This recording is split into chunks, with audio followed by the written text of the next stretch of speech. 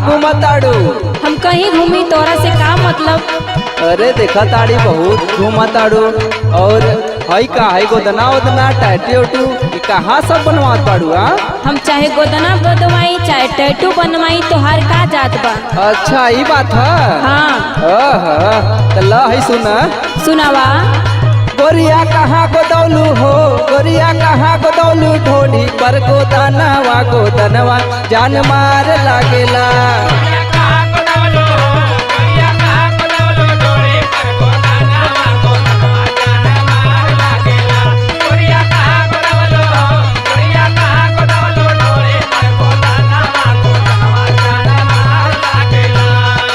बहुते अच्छा लगत बा ई गोदनवा।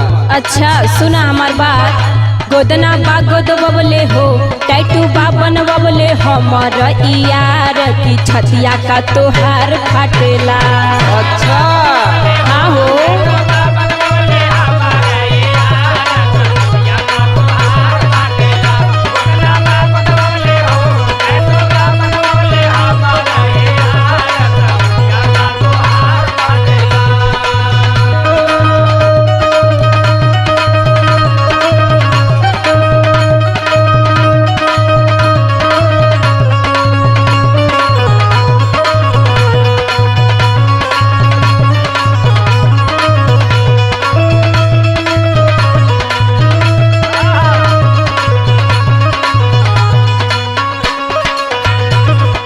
बोल का बताबू, हम देखा नहीं है। देखी के का करबा?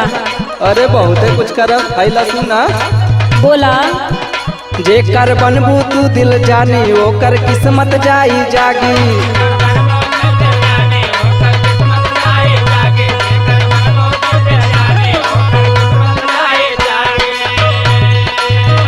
तो के काके हो किडनैप, मनवा करे लेके भागी। सोचबो मत करिया, ठीक बा? अरे लेके भागा।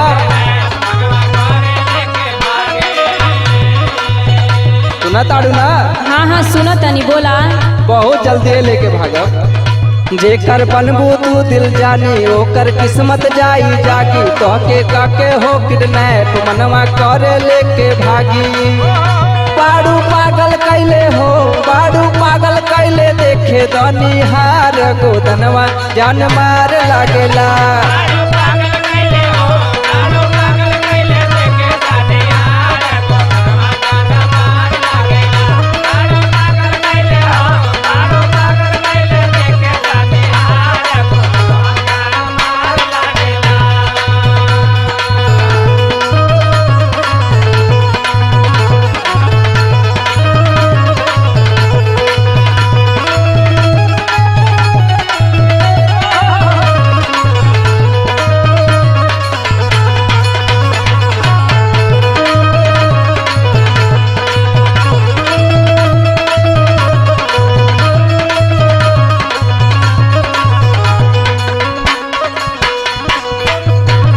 कुछ ना बोला तारा? तो के बुझाता कि ज्यादा बोला ताड़ी? हाँ बुझाता। सुना। कैसे? ढेर बोला तारा ओ बर्तन का मुँह हमारा खबर।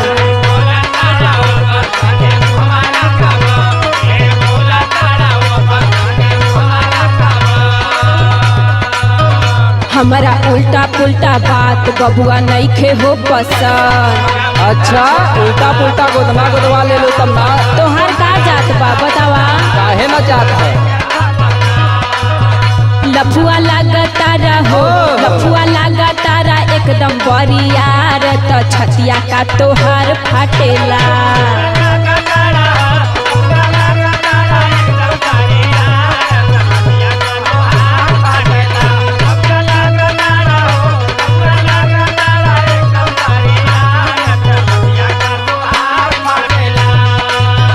गोरिया कहाँ गोदौली, ढोली पर गोदनवा जान मार लागेला।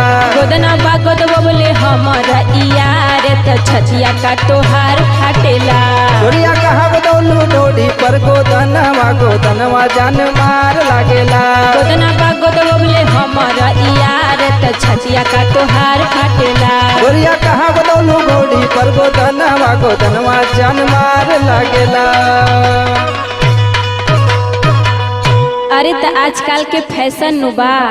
जिया फैशन में जिया।